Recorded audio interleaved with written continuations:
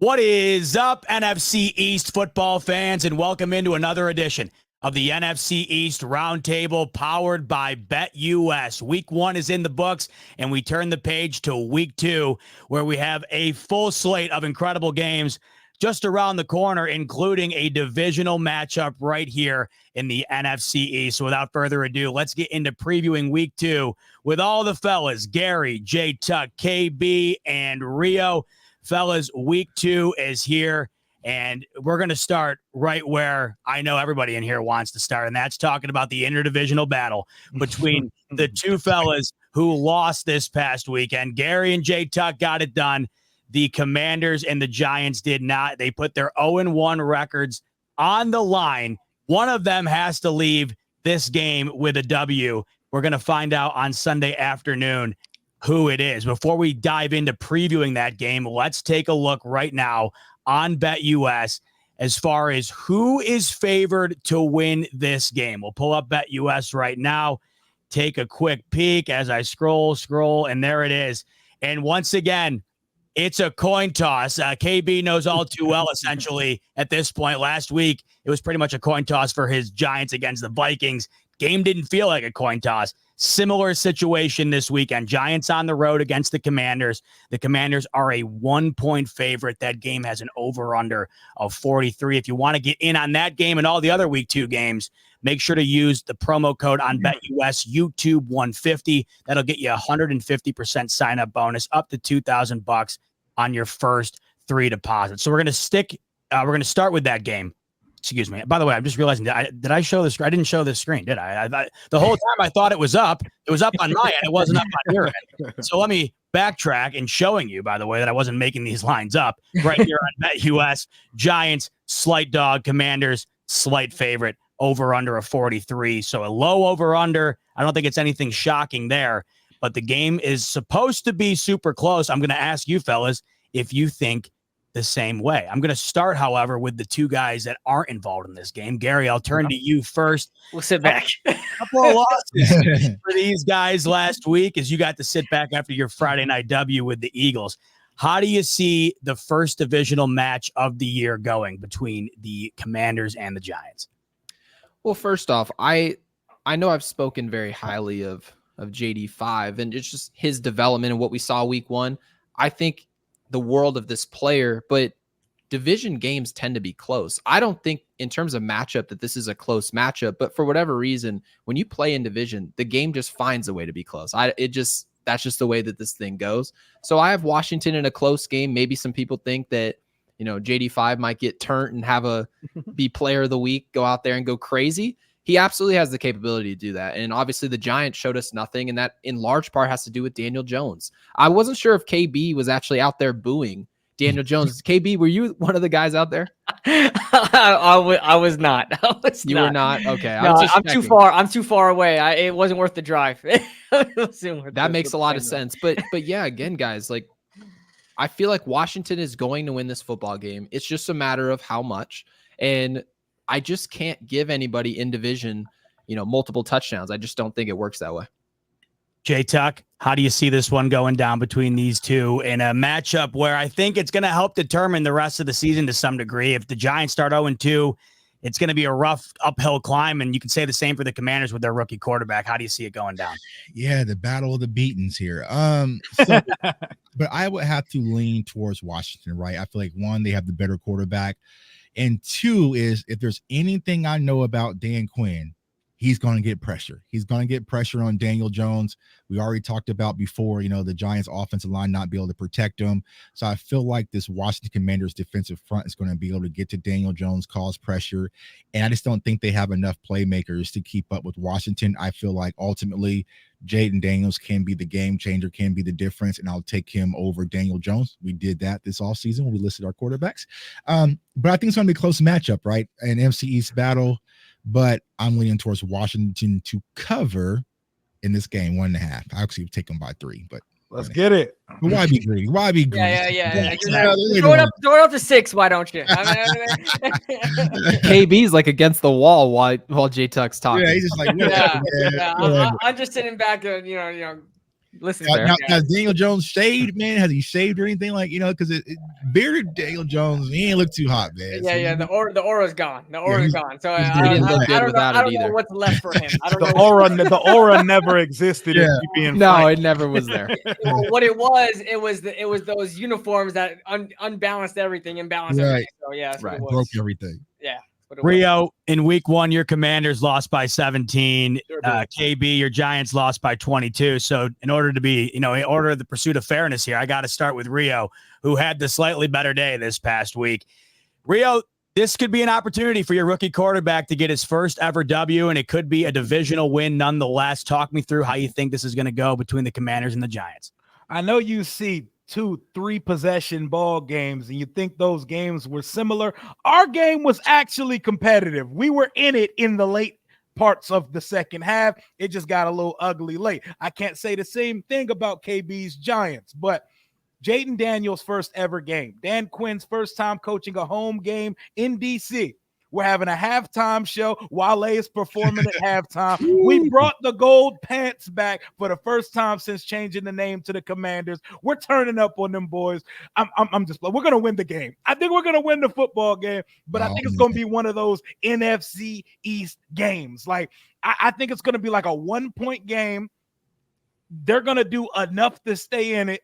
We're going to make some Washington mistakes somewhere throughout, but Jaden Daniels is going to make too many plays, and if we're going to touch the ball last, we're going to go down there, we're going to stick it to him, we're going to win the game, because, dare I say, this is a must-win game 2 weeks into the season, and we can't start off 0-2 with the Cincinnati Bengals on Monday Night Football, and then going up to Arizona, Cleveland, and Baltimore. I don't know if there's a win on that schedule if you start 0-2. So we gotta come in, and Jaden's gonna look much better. He already won a Rookie of the Week before we've seen the real good stuff. I think it continues week 2 versus the Giants, and we're gonna show the Giants what their life could have been like if they would have pulled the trigger to come up the board and go get them a young quarterback. But Washington, I think I'll say 20-19 Commanders, 1-point game, and we're on our 5th kicker of the season because we cut our kicker again. That's gonna be the sign right there. That's gonna be Austin Siebert is now our 5th kicker. We've cut Brandon McManus, Ramses Ahmed, Riley Patterson, and we cut Cade York for missing 2 field goals and kicking the ball out of bounds. Washington wins 20-19. Jaden Daniels sends the Giants 0-2, and hopefully, who better than Washington to end the starting reign of Daniel Jones? KB, is this going to be a weekend where the bag's on your head, or are you going to be able to leave the bag on the floor and come into next week's NFC East Roundtable with your head held high in a victory? Talk to me about what happens on Sunday. Listen, I got to be the lone wolf here. Again, nobody believes in the Giants, so you know what? I'm going to do it. I'm going to say the Giants come out here and they still have their foot on the necks of the Washington Commanders. Doesn't matter what they name their stadium. Doesn't matter what they name their team. They can name them whatever they want. Still, the Commanders are still Washington at the end of the day. The Jaden Daniels reign doesn't start yet. It doesn't start yet. And the Commanders will start 0-2. And I'll tell you what, you guys are going to be looking for your 6th kicker by the end of this week. So I will tell you that much. It's going to be that close of a game. There's going to be high stakes involved. This is our Super Bowl. I said it to Rio. This is our Super Bowl right now as far as the Commanders and Giants go. You guys, the Dallas and the Eagles, can have your own thing going on. Playoffs, schmayoffs. We can worry about real football. This is the sequel of the Chase Young Bowl. Listen, for 2 teams that are trending in the opposite directions, the stakes are still the same. You cannot start 0-2. Similar enough to what Rio said. If you start 0-2 with this schedule, you're gonna you just wrap it up for the entire season. It'll be 0-17 until they win a game. That's how I see things as far as the Giants go. So.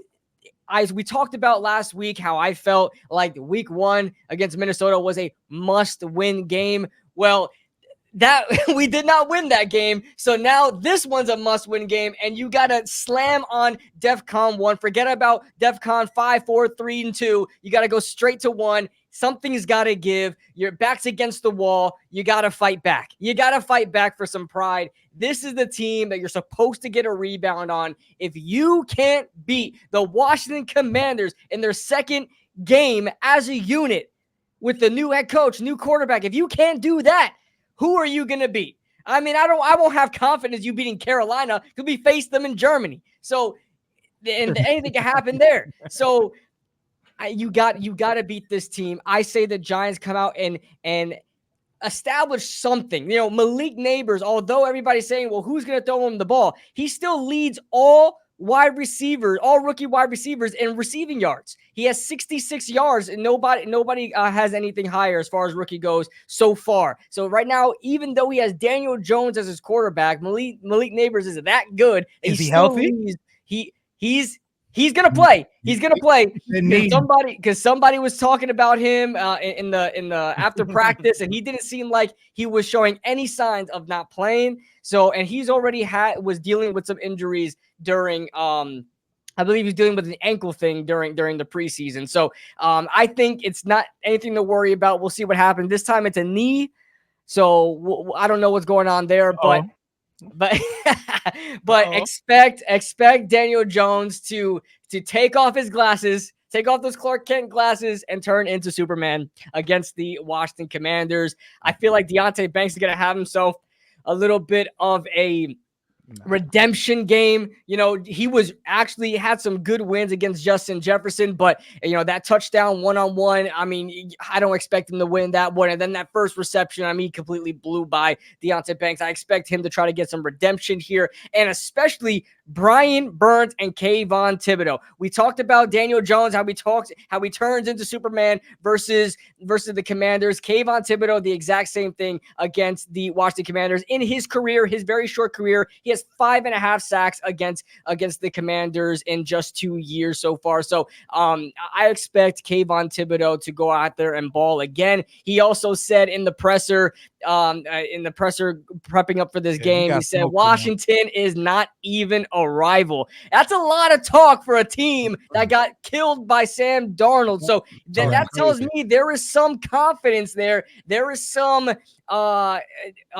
lack of worry for the Commanders. I don't want them to sleep on the Commanders, but I do like the confidence. They were not speaking that highly when it came to the Vikings. They feel like they have something in store for the Commanders. Brian Burns, this will be his first time going against the Commanders in a Giants jersey. I expect him to go off. And Dexter Lawrence, listen, Dexter Lawrence is always a beast. You know, he is the reason why the Giants lost to the Commanders during Daniel Jones's tenure. The only loss of Daniel Jones's tenure was because of Darius Slayton dropping a pass and Dexter Lawrence jumping off sides on that field goal attempt. So KB, what are you thinking here? Give me a final score. What are your thoughts on how it winds up ending here? It's going to be 17-16 New York Giants, 17-16. Rio has a 2019. I think it's going to be a little bit low scoring than that, but give me them 17-16. I love it. So a prediction of a 1-point win on either side. May the best man win. I cannot wait for next week for you two boys to recap this one. It's going to be a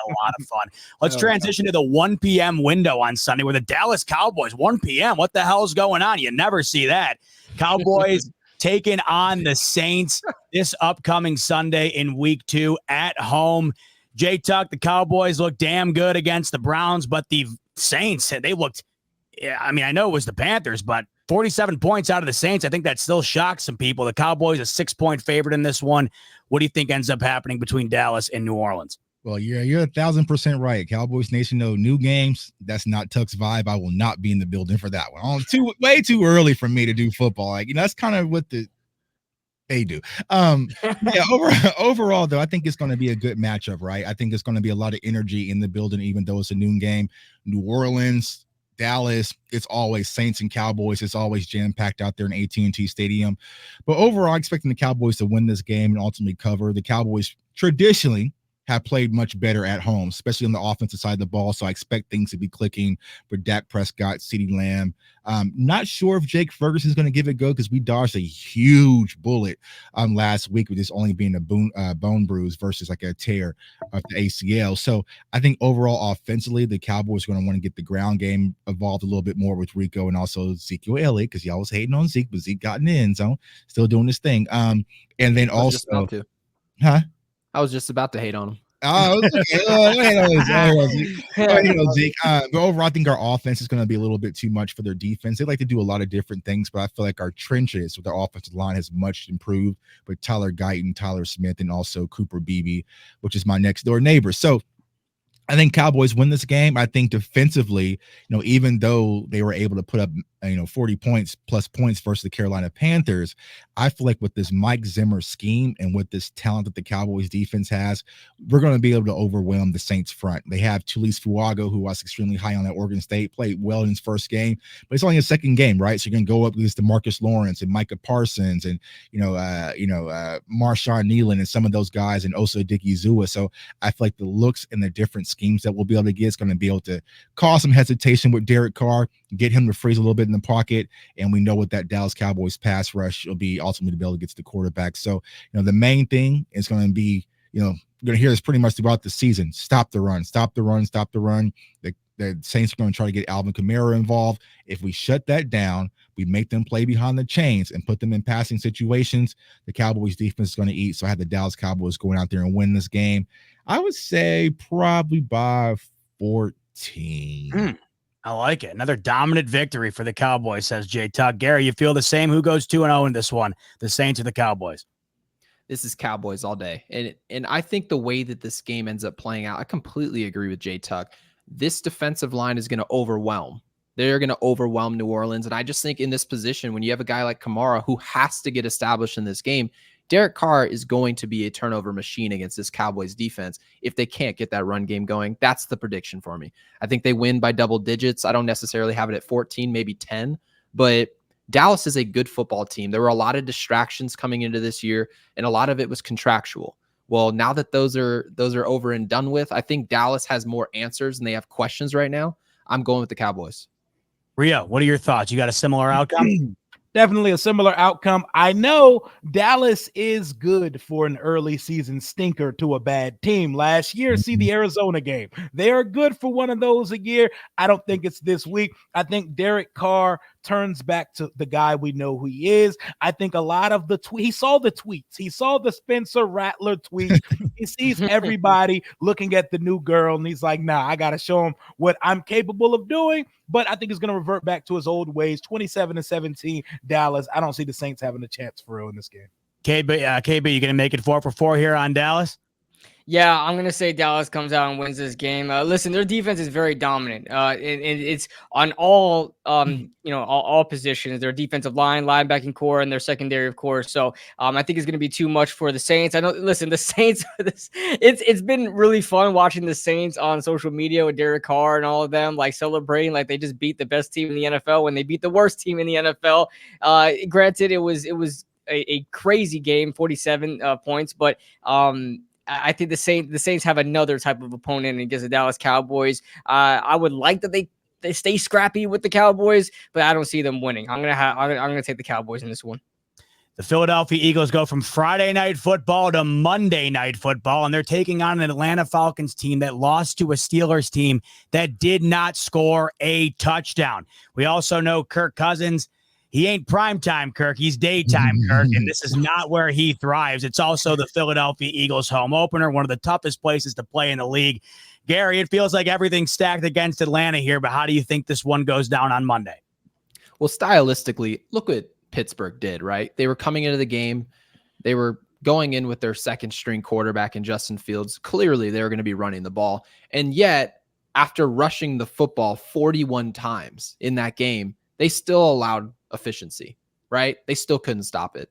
They also couldn't stop Justin Fields from being efficient. It's exactly the type of game that Philadelphia is trying to play. When I said the Eagles were going to go out there and win the division, in large part was because of scheme. Obviously, you bring in Saquon Barkley, but it was a commitment to running the football and then letting Hurts go off bootleg and off of reads and off of that run game instead of featuring him in the offense. So having said that, I think this is a dog walk performance. I think Philadelphia is going to make a statement. They're finally on real grass.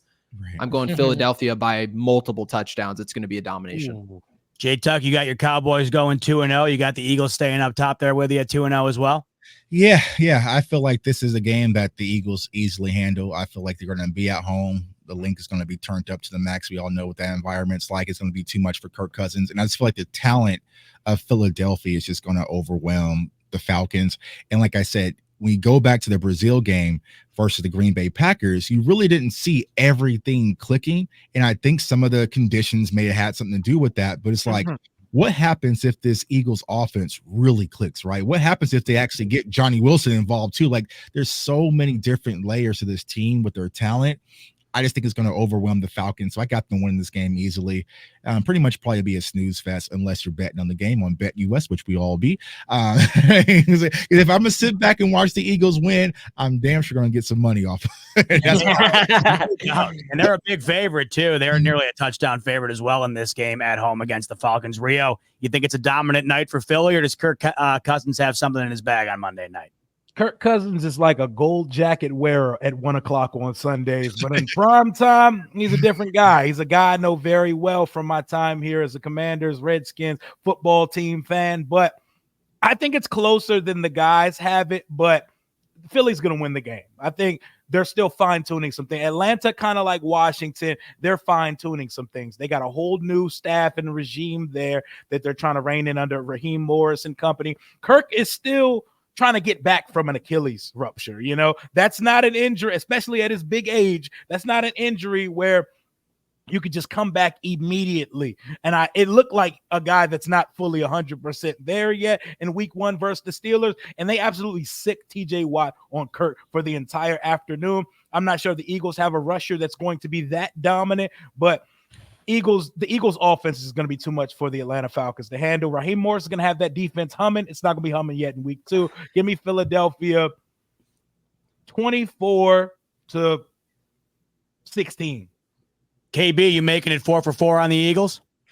Yeah, I'm going to say the Eagles win this one. Is it just me, or the Eagles and Falcons face off like in September, like week 1 or week 2, like almost every time they play each other? I don't know what it is on primetime. No, it is Eagles, every time. Yeah, every time.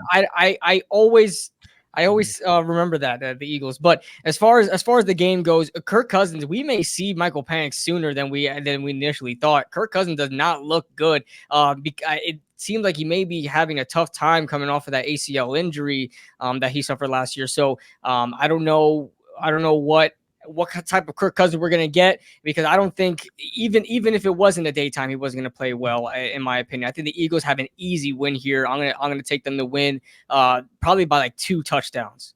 There you have it. Week 2 predictions are locked in. We cannot wait to see how it all unfolds. On your way out the door, if you could, please hit the like button and the subscribe button, because you're going to want to hear the recap of these games. You're really going to want to hear Rio and KB go at it next week, who ends up winning that one. But either way, it's guaranteed to be great. Whether you're on the Commanders side of that or the Giants side of that, or you want to be on the side of anybody else this upcoming weekend, go to BetUS. YouTube 150 is the promo code. That'll get you 150% sign-up bonus, up to $2,000 on your first 3 deposits. Fellas, can't wait for week 2, and I can't wait to be with you next week to recap it all. For J-Tuck, for Gary, Rio, and KB, I'm your host, Z-Bot. Enjoy week 2, everybody, and we'll see you next week. Let's get a dub.